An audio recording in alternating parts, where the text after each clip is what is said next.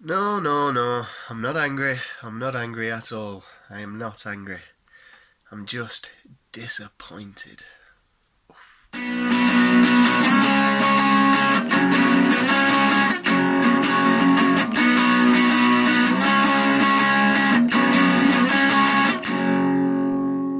Maria, exposure lock on. There we go. Hello, YouTube. Retro Reclaimer here, reclaiming my retro past. Christ.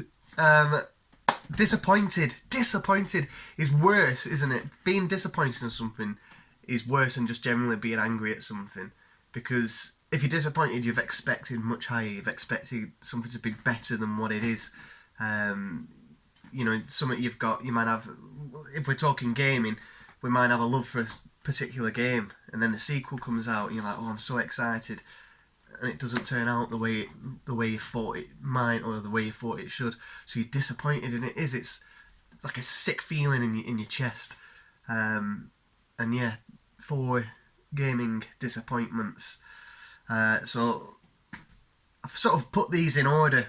I've put these in order of how disappointed I am in them. So obviously, I'll go with 4, 3, 2, 1. 1 being the biggest disappointment. So we'll start with Crash Bandicoot 2. Disappointed. It's a good game, isn't it? Well, to be honest, I've not even played it for a very long time. But it ain't the game that disappoints me. The game's fine. The disappointment in this case comes from the fact that I picked this up from CEX. You know, the CEX Roulette, which you'll be able to see in one of my videos. The most recent one I've done because I was being able to do anyway, the lockdown. So, I picked this up, boxed. So, I weren't expecting a great deal, but I was expecting it to be boxed in reasonable collection. What's the word? Collector's condition. Not edition, condition.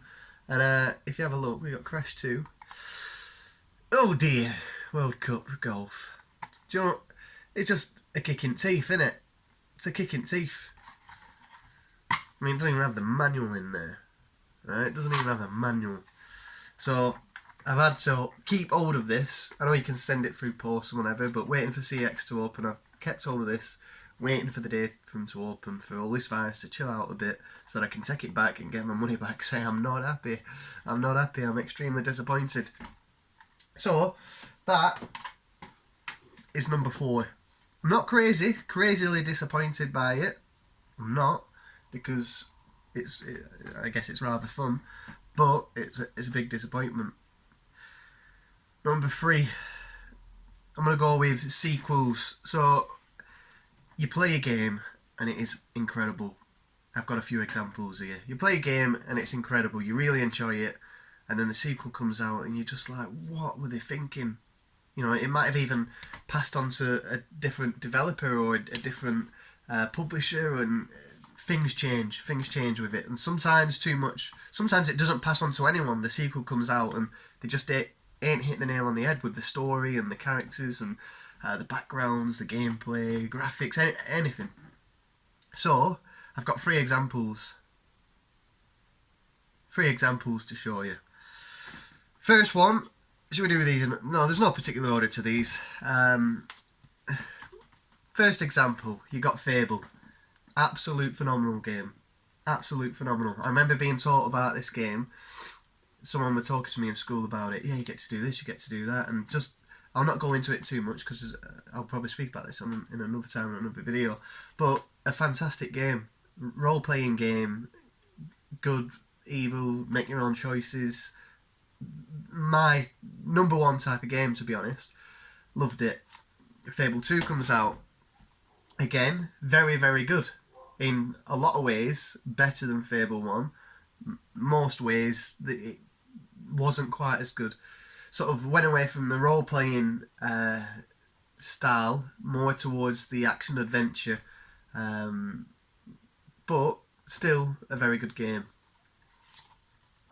Here's where it gets bad. Fable 3.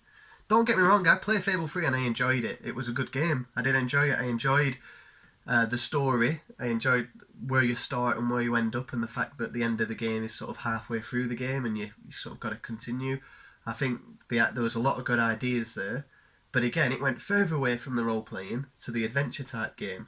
And I'll play all sorts of games, racing, simulator. I play them all, but role playing games is my favourite type of game. I really enjoy it more than any other game because, unlike other games, a role playing game allows you to get lost.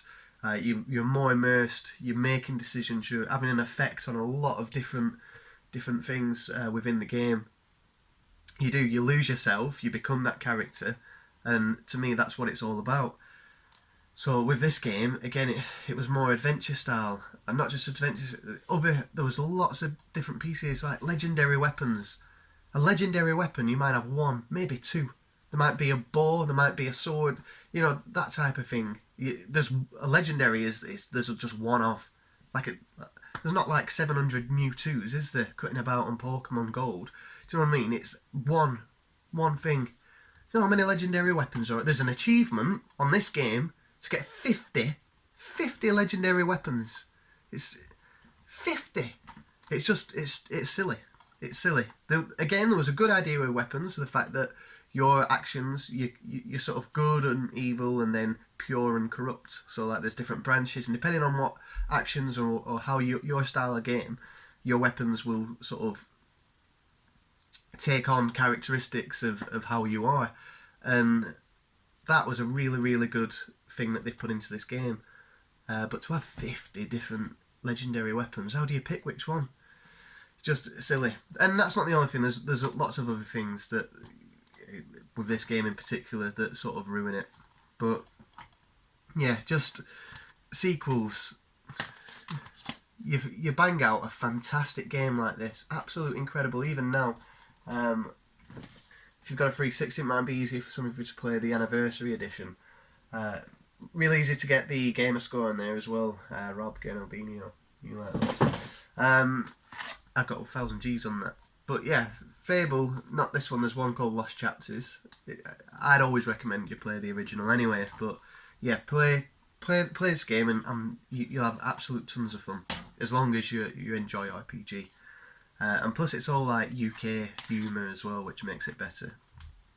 This is still great, but lots of good things added, but they've taken away too much.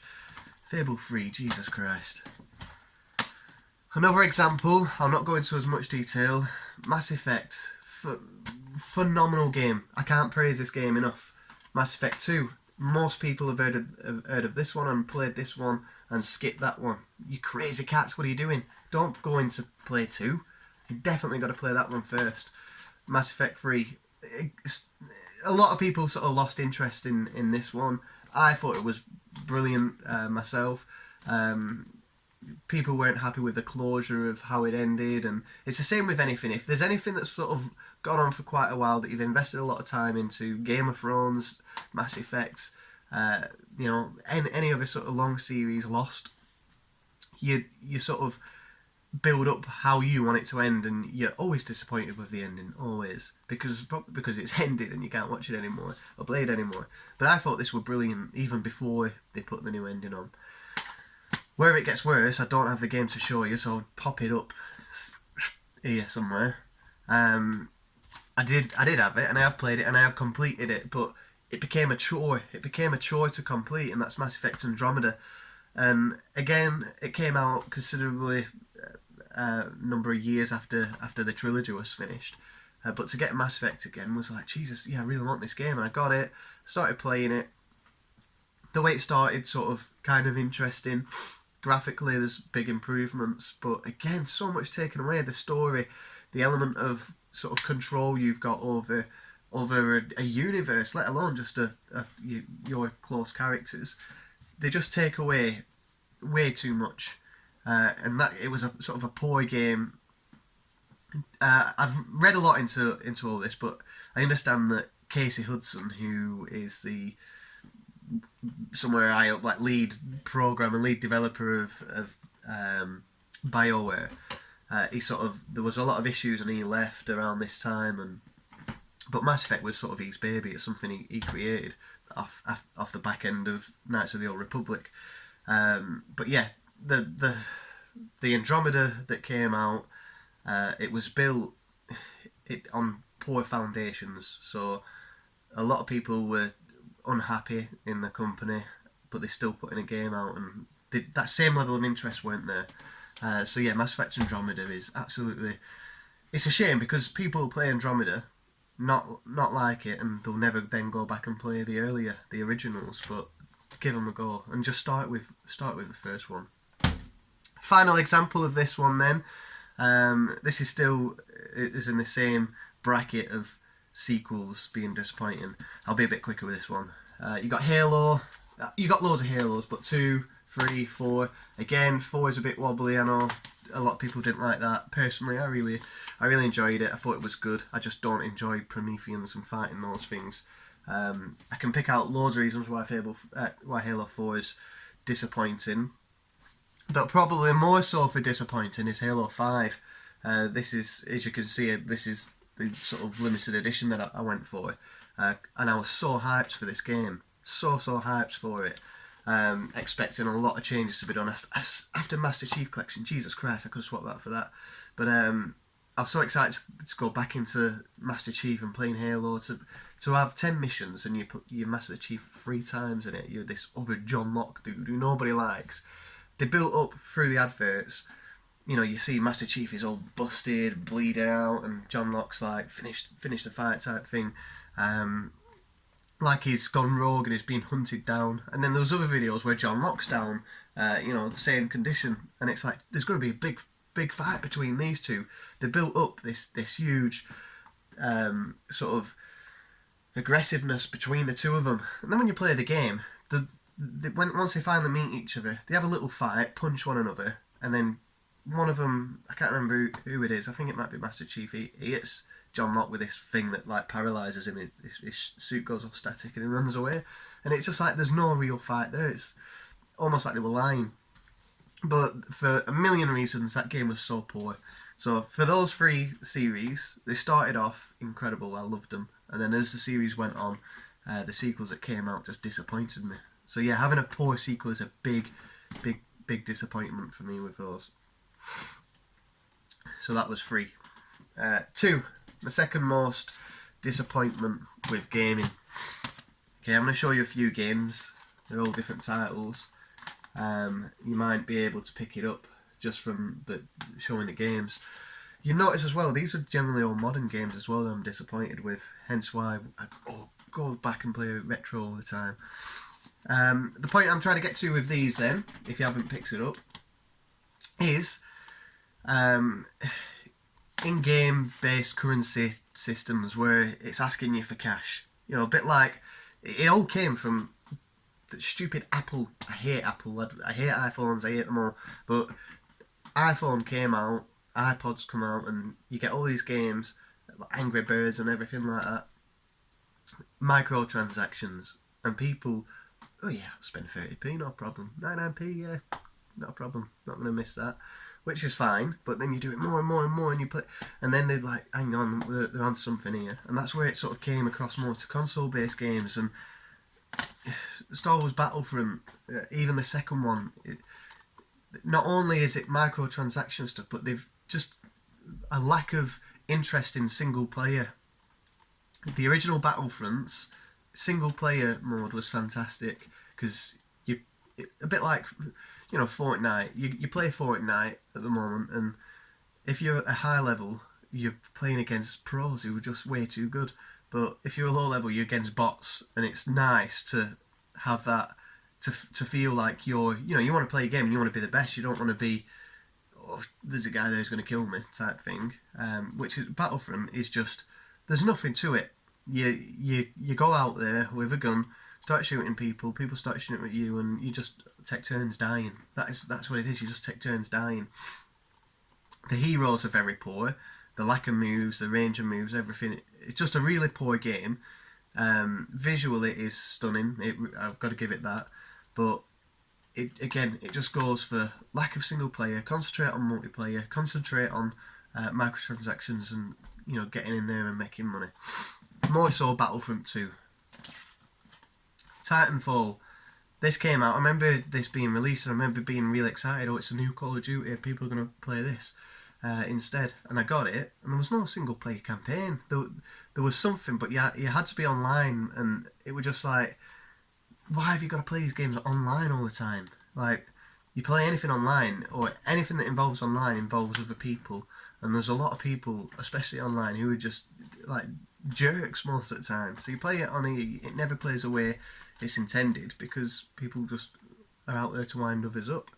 But again, lack of single player support and just all focused on multiplayer. And it's just, I can't remember if that one had microtransactions in or not. Destiny. Again, another game hyped up. Bungie leaves Halo, goes to make Destiny. This is going to be awesome. But again, the story, the background, the history, everything was just... I love the gameplay, I love the visuals, I love how easy it was to play with others. But what makes a game a lot more important, you know, history, background, stories, characters, just none of it whatsoever. I remember going through the story thinking, who's this guy who's just, you know, it just don't give you enough. It don't give you enough. And then it ended up giving it all in DLC. So again, it's not necessarily microtransactions, but more, you know, pay for added content. Why just, if you've got all that content there, release a game that is fantastic, that people will remember for years to come, decades to come. Games like Halo, and you know, Gears of War. But yeah, nobody cares for Destiny anymore, and they've tried to do it again with Destiny 2. It was just, no one's interested. It just broke it. FIFA, I've got FIFA out. Again, microtransactions. Every time you play FIFA, this is 18, but certainly 17, 18, 19. Yeah, the ones with Alex Hunter. You play for Alex Hunter campaign, complete it, and then it tells you, oh, you've unlocked Alex Hunter. You can use him in what's it called? The Ultimate Team. You can use him in Ultimate Team. So it's in-game advertisements to get you to play Ultimate Team. So you're like, go and have a look, and it's like opening cards. I had a mate who spent 400 quid or something like that opening cards on FIFA just to get some good players, and it's just, okay, maybe it could be fun, but again, just asking for way too much money. The games come out, they cost a fortune anyway. I always wait till the year after and buy them when they're like a fiver. But again, microtransactions ruin it. If they didn't focus on this Ultimate Team and they spent more time focusing on the campaign, like you play 19 and there's a negotiations, you know, you can get players in and stuff, and it's just so poor. It's rubbish. It's pointless. Why even bring that in? Because it's sort of a cutscene. You sit there and you just put how much you want, and it's sort of trying to be a bit more cinematic about it all. But it's just, they're all the same. They're rubbish. If they spent more time focusing on that stuff, you know, what about like building your stadium or having a bit more? Okay, not going crazy with management style, but if you have like a manager's career and a player's career, the manager's career, you want to go on your stadium, you want to focus a lot more on like the finances and your marketing and stuff like that, but it doesn't really give you that option. It just, you know, you bid for these players and half the time they're not interested, then you've got to sort the wages out, and it's like, Jesus Christ. But it just unfun, because all the effort has been put into Ultimate Team. Let's make more money. Let's sell a game, make money, but let's make more money whilst we're playing the game. And that's my second most biggest disappointment with gaming, is basically release a game, let it be brilliant, and enjoy it. And then afterwards, a year down the line, maybe release DLC. And yeah, I'd pay for it and I'd enjoy it. But to release a game with a season pass and start releasing DLC 6 months down the line and pumping out, you know, advertising DLC in your trailers before the game's even released is just so poor. Microtransactions, but it sounds like people are listening. Microtransactions are being taken out a lot of stuff. So I'm hoping we're going to start, these disappointments will go less.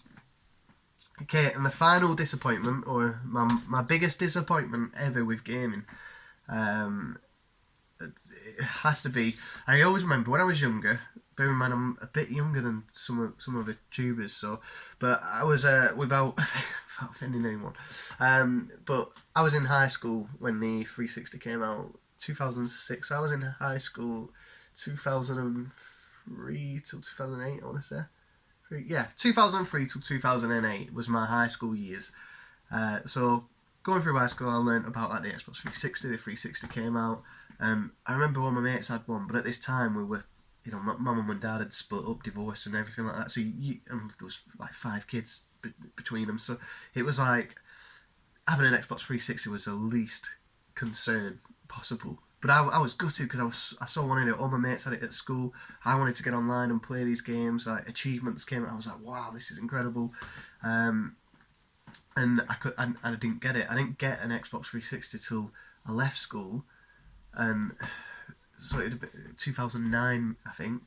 And yeah, and I loved it. And I remember always thinking, as soon as the next Xbox comes out, I'm getting it on the day it comes out. So Xbox One is released, and I get the day one edition. I sold my 360. I sold all the games, made pennies from them. And then my missus bought me this for my birthday, because was it my birthday, Christmas? She bought it me for Christmas. Obviously released in November, October, something like that. She got it for Christmas, and there's a funny story that comes with this actually. I came home from work, and this was just sat there in front of the TV, just sat there like that in front of the TV, and I just came home from my dinner, and I was like, "There's no chance I'm leaving this room without opening it."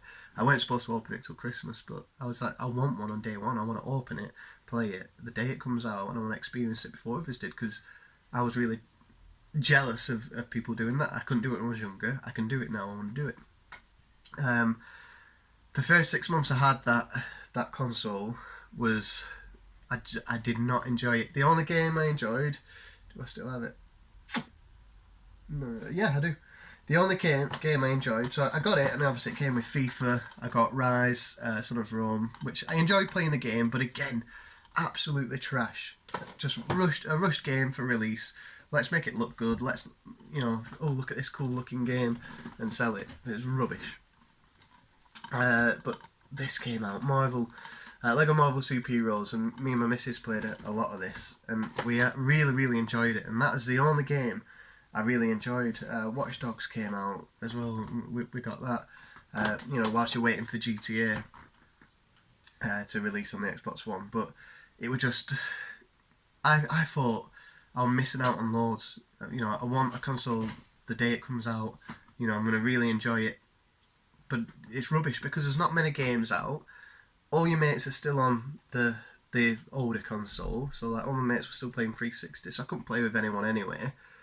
The operating system on the Xbox One is trash now. At the time, it was ridiculous, and it was a big, bulky console, all this shiny gloss, which is just covered in dust all the time. Then when you go to wipe it, you're turning it on and off because it's touch sensitive. Just a bad combination. But yeah, I was so excited to have a console the day it came out and enjoy it, but I didn't enjoy it because it just weren't that fun. And yeah, I just remember being really disappointed with it.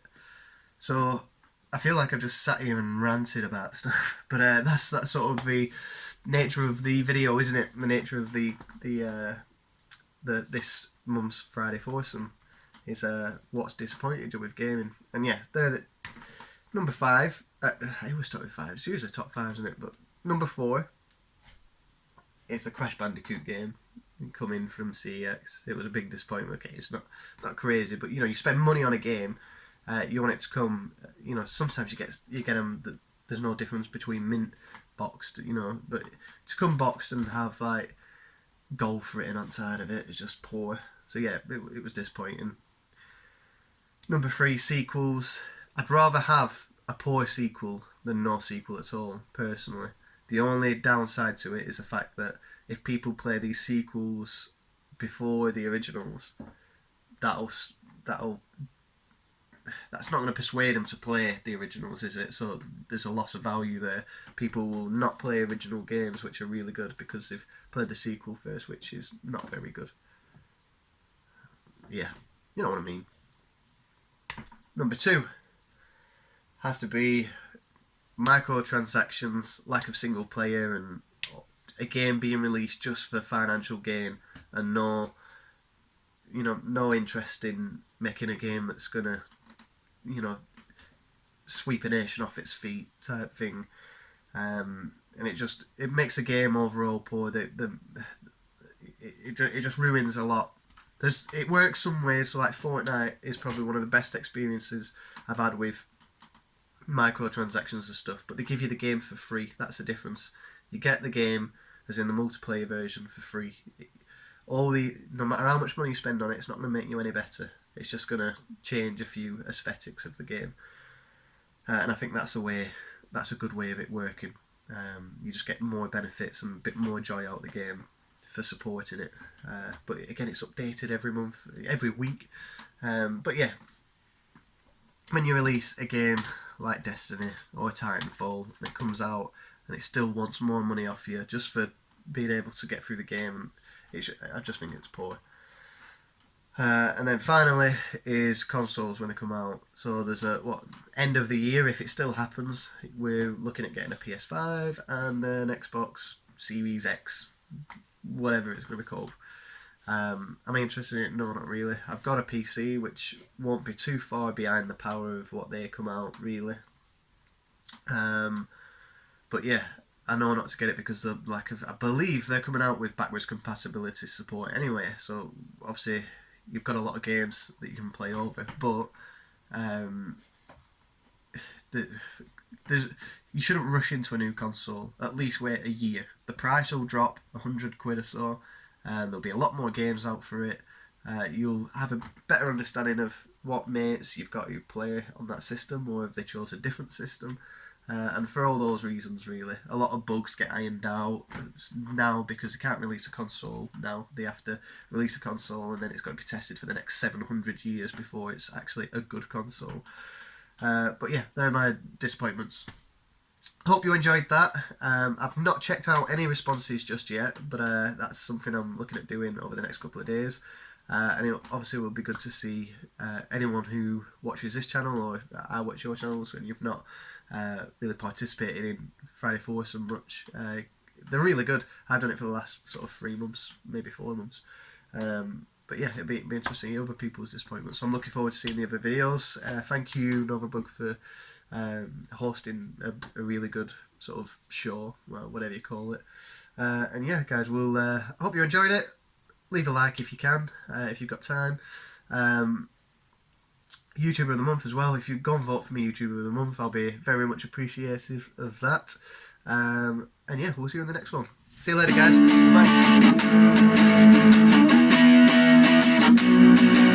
Bye.